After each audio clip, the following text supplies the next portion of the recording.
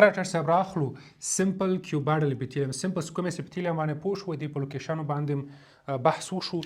د موضوعات باندې زموږ سر خلاص شو دا زموږ سره سمپل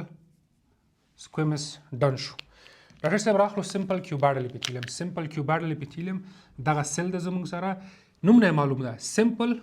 ون لیر کیوبایډل سیل به کوم شکل کې کیوب لایک شکل کې به وي ډاکټر صاحب دا څنګه معلومه چې سمپل اپیتیلیم دا یا سټراټیفاید دا موږ تیر سیشن کې دا خبره کړې وه چې د په خاطر چې ته یو اپیتیلیم معلوم کړي چې دا سمپل ده که دا سټراټیفاید ده نو ته به د سیل لیر ته ګورې څو لیرز دي یو سمپل فرموله دغه سره واخله که ټول سیل زموږ سره په بیس ممبرین باندې اټیچمنټ درلوده نو هغه به زموږ سره یي سمپل اپیتیلیم که داسې وو چې ون لیر اف سیلز په بیس ممبرین باندې اټیچمنټ درلوده او نور لیر اف سیلز په د اولي لیر او دویمي لیر باندې اټیچمنټ درلوده چې هغه به مونږ انشاءالله په سټراټیفاید اپیتیلیم کې ور باندې بحث کوو هغه په ټابس کې به غږیږو نو هغه به ته معلوموي چې دا زموږ سره سټراټیفاید اپیتیلیم ده په هغه کې نو ډیپ نه ځو ډاکټر صاحب ډاکټر صاحب راخلو سمپل کیوبایډل اپیتیلیم سمپل کیوبایډل اپیتیلیم لوکیشن چیرته ده لوکیشن سمپل سکویمس باندې پوه شو د سمپل کیوبایډل اپیتیلیم په باره کې به تاسو یو پوینټ زده کړئ هغه پوینټ دا چې سمپل کیوبایډل اپیتیلیم نسبت سمپل سکویمس اپیتیلیم ته په بدن کې په ډېر محدودو لوکیشنو کې موقعیت لري یعنی ډسټربیوشن یې ریسټریکټډ ده ریسټریکټډ ډسټربیوشن دا معنی چې محدود ده ډیر نشته زموږ سره په بدن کې لکه څنګه چې سمپل سکویمس شته لکه څنګه چې سمپل کلومینر شته سمپل کلومینر او سمپل سکویمس اپیتیلیم دا زموږ په بدن کې ډیر ابانډنټلی اویلیبل دي یعنی ډیر زیات مقدار کې په مختلفو مهم اورګانونو کې زموږ سره د دوی موقعیت شته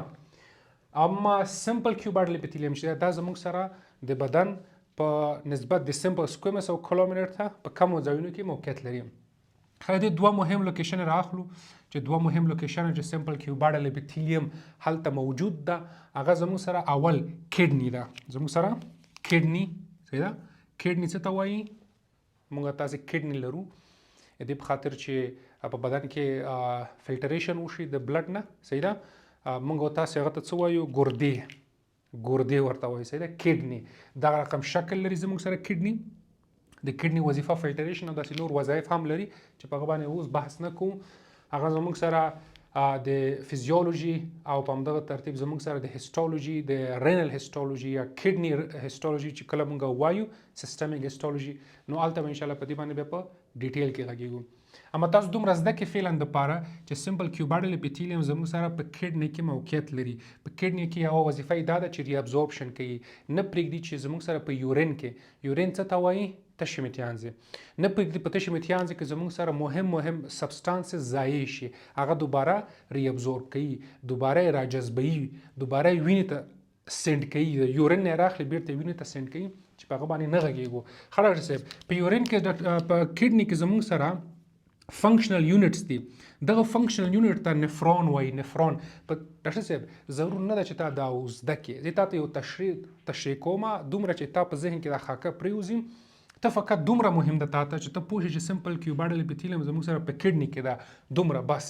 بیا چې موږ د کډني هیسټولوژي ته لاړو او په کډني فیزیولوژي کې غږیږو رینل فیزیولوژي کې نو هلته بیا ته دغه نور فنکشنالټي چې څه کوي څه نه کوي کوم سټرکچر دي څه نه دي هغه به هلته زده کوې دومره وزده که چې په کډني کې زموږ سره سمپل کیوبایډل ده زه درته یو تشریح در کوم ایکسټرا تشریح ایکسټرا دغه چې زموږ سره په کډني کې فنکشنل یونټس دي لکه په بدن کې زموږ سره فنکشنل د ټیشو فنکشنل یونټس دي سیلز دي که نه نو د کډني فنکشنل یونټ زموږ سره نفرون دي دې ته نفرون وایي دا چې ټیوب غوندې شکل لري دلته کې ډاکټر صاحب زموږ سره رګونه راغلي رګونه صحیح ده دلته کې زموږ سره رګ راغلی یا ویزل راغلی د ویزل کې خو زموږ سره وینه وي په دې وینه کې د ایکسټرا چې کوم ویسټ پروډکټس دي دغه زموږ سره دغه ټیوبس ته راخلي دغه ته ګلومیرولس وایي فعلا په دې باندې نه غږېږو دا چې کله راواخلي نو دلته کې دا په دغه ترتیب د نفرون نه دلته راځي د کډني ټیوب ته د ټیوب له طریقه زموږ نه بهر دا زموږ سره یورین بهر خارجيږي هغه ډیټیل کې نه ځو کوم پروسس د کوم نه په هغه باندې نه غږیږو خو دومره ته زده کړه چې زموږ سره سمپل کیوبایډل اپیتیلیم ون لوکیشن په چیر کې کوم ځای کې ده په دغه ځای کې زموږ سره په کډنیز کې په نفرون کې صحیح ده. بل لوکیشن ډاکټر صاحب سمپل کیوبایډل اپیتیلیم بل لوکیشن یې په ګلینډولر ډکټس ډاکټر صاحب زه بیا هم تا ته تکراروم دا خبره چې ځینې ټاپکس به داسې راځي صحیح ده چې ته به فعلا په هغه باندې ځینې وختونه به تا سر پرې نه خلاصېږي خو دومره چې تا په ذهن کې خاکه پرېوځي او ته په ذهن کې خبره واخلې او لږې ځان سره ریویژن پرې وکړې زده یې کړې وروسته چې هغه باندې نور ډیټیل راځي نورو سیژنو کې نو ته به په هغه باندې ښه تا ذهن خلاصېږي. نو دلته زه تا ته دوباره خبره کوم چې کله زه ګلینډولر ډکټس وایم دلته به ته نه ورخطا کېږي چې دا اوس څه ټرم ده دا اوس څه شی دی دا به ته زده کوې ټول خلک په همدغه ترتیب لکه لیکچر چې زده کوي یا هیسټولوژي یا هر سبجیکټ شي نو هغه تا ته هر اصطلاح هر کنسپټ نه وایي نو ته چې نه ورسره مخامخ کېږي زما کوشش به دا وي چې ته ښه پرې پوه شې او تا ته یې ښه تشریح کړم انشاءالله. ښه ډاکټر صاحب زموږ سره ګلینډولر ډکټس کې سمپل کیوبایډل اپیتیلیم موجود ده. اوس دا ګلینډولر ډکټ وایي څه ته ګوره زموږ سره مخکې په اول سیژنز کې دا خبره موږ کړې وه مخکینیو سیژنو کې چې زموږ سره اپیتیلیم جنرالي په دوو ټایپونو ویشل کېدله یو ګلینډولر اپیتیلیم وه او بل زموږ سره ممبرینس اپیتیلیم. ممبرینس اپیتیلیم موږ دا خبره وکړله چې دې په خاطر چې زموږ سره د بدن مختلف سرفیسز کور کړي صحیح ده سرفیسز کور کړي دې په خاطر استفاده کېږي او موجود ده البته او بل ګلینډولر اپیتیلیم موږ دا خبره وکړه چې هغه نه ګلینډز جوړیږي څه جوړیږي ګلینډز او د ګلینډ وظیفه څه شي ګلینډ په معنا د غدې موږ تاسو غدوات ورته وایو غدوات دا به انشاءالله په ګلینډولر ځان ته ټاپک په ګلینډ باندې به غږیږو انشاءالله دینه بعد 2 لیکچرې بعد انشاءالله زموږ په ګلینډ باندې بحث وي ګلینډ خپله د اپیتیلیم اکزوکراین ګلینډ ورته وایي خپل د اپیتیلیم یو ټایپ ته چې په هغه باندې غږیږو چې هغه څه وظیفه کوي څه نه کوي څه رقم سټرکچر لري څه رقم نه لري په هغه باندې ځان ته غږیږو خو دومره زده کړم چې د ګلینډ وظیفه دا داسې یو سټرکچر ده زموږ په بدن کې داسې یو سټرکچر ده داسې یو ساختمان ده چې هغه زموږ سره مواد جوړوي هغه مواد چې بدن ورته ضرورت لري صحیح ده هغه جوړ کړي او بدن ته یې را اخراج کړي ترشح سیکریشن پې وکړي سیکریشن لکه څه رقم مثال په تور موږ سره په خوله کې لاړې دي دا لاړې د کوم ځای نه راځي لاړې ضرور دي که نه ولې ضرور دي چې ته ډایجسشن ښه وکړی شي تا خوله همیشه لمده تا د ډایجسټیو سیستم دا خوله دغه همیشه لمده نو ته ښه کولی شي خبرې وکړې ته ښه کولی شي مثلا ډوډۍ هضم کې په خوله کې م یو د هضمولو د هاضمې خپل د سلایوي چې موږ ورته وایو دا په هاضمه کې زموږ سره رول لوبوي نو په دې خاطر چې دا لاړې ضرور دي په خوله کې نو دا زموږ سره د خولې کې دا لاړې د کوم ځای نه راځي همیشه زموږ د خوله لمدې لاړې پکې موجود دي دا له کوم ځای نه راځي دا زموږ سره په خوله کې دا اوس تا د ډیټیل کې نه وایم تاسو یو اگزامپل در کوم چې ته پوه شئ د ګلینډ څه رقم وظیفه کوي ګلینډ فرض مثال داسې یو ګلینډ ده دا وګوره دا یو سټرکچر ده د خوله د ژبې لاندې صحیح ده دلته خوله کې دننه مثال په تور از ان اگزامپل تا ته بیا دا خبره کوم چې از ان اگزامپل دا خبره ته واخله چې ته خلی پې پوه شي دا زموږ سره ګلینډ ده دا ګلینډ دلته کې ډاکټر صاحب زموږ سره څه جوړ کړي زموږ سره دلته لاړې جوړې کړي سلایوا جوړه کړي دلته صحیح ده دا لاړې چې زموږ سره جوړې شي دا بهر راځي چې دغه لارې طریقه دې ته دا لاره ده دې ته څه وایي ډکټ وایي ډکټ د ګلینډ لاره ګوره دا ګلینډ څه څو بخشونه لري یو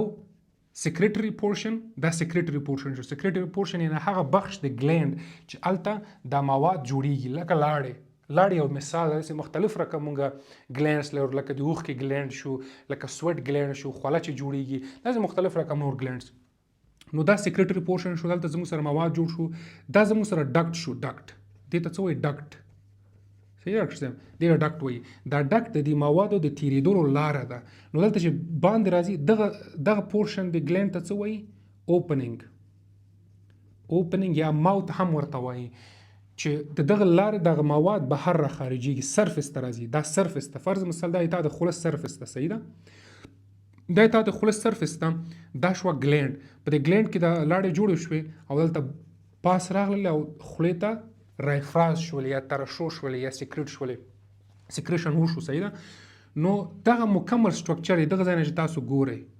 دغه مکمل سټرکچر زموږ سره څه ده دا ګلینډ ده اوس ډاکټر صاحب په دې ګلینډ کې یو پورشن ده په نامه د ډکټ ما ته ویل کنه ډکټ د موادو تېرېدلو لاره په دې ګلینډ کې دغه ډکټ کې زموږ سره په ځینو ډکټونو کې دا ګلینډولر دا سمپل کیوبایډل موجود دي زموږ سره څه موجود دي تاسو دا دوباره رسم کوم دلته جست از اگزامپل تاسو پوه شوئ ډاکټر صاحب دا زموږ سره از اگزامپل سرفیس شو صحیح ده دا زموږ سره ډکټ شو صحیح ده نه دا زموږ سره ډکټ دا سرفیس دا اوس بهر خولۍ سرفیس دا از اگزامپل دا زموږ سره د موادو تېرېدلو لاره شوه دې ته څه وایي په میډیکل ټرمینالوجي کې دې ته ډکټ وایي دا زموږ سره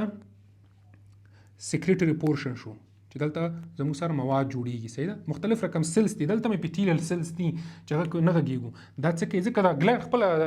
اکزوکراین ګلینډ اکزوکراین څه ته وایي دا به انشاءالله په ګلینډ کې غږیږو دا خپله د چیش نه جوړ دی اپیتیلیوم نه دلته مواد جوړ شو دا مواد بره ځي د دې ډکټ طریقه دلته کې ډاکټر صاحب دغه ځای کې زموږ سره سمپل کیوبایډل اپیتیلیوم موجود ده سمپل کیوبایډل اپیتیلیوم دا په ټولو ګلینډونو کې دا شی نه ده صحیح ده خو په زیاتره ګلینډونو کې هغه ګلینډونه چې هغه ګلینډز چې زموږ سره هغوی ډک نازکي صحیح ده نو کې زیاتره زموږ سره کوم رقم اپیتیلیوم وي په دې ډکټ کې سمپل کیوبایډل اپیتیلیوم تاسو دغلته کتلی شئ نو دغه لوکیشن شو ډاکټر صاحب بیا راځو سمپل سکویمس زموږ سره خلاص شو سمپل کیوبایډل باندې غږیږو سمپل کیوبایډل هغه اپیتیلیوم ده چې ون لیر اف سیل ټول کیوبایډل د دې لوکیشن په بدن کې کوم ځای کې ده اول نقطه دا زده کړه چې د دې لوکیشن زموږ په بدن کې ریسټریکټډ ده یعنې محدود ده ډېر داسې په مهمو ډېرو ځایونو کې نشته صحیح ده خو ډېر کم ده کم ځینې مثال دوه لوکیشن مثال ته در واخله یو کډني کې زموږ سره په کډني کې نفرونز دي نفرون د کډني دپاره فنکشنل یونټ دي چې د وینې نه زموږ سره یورین او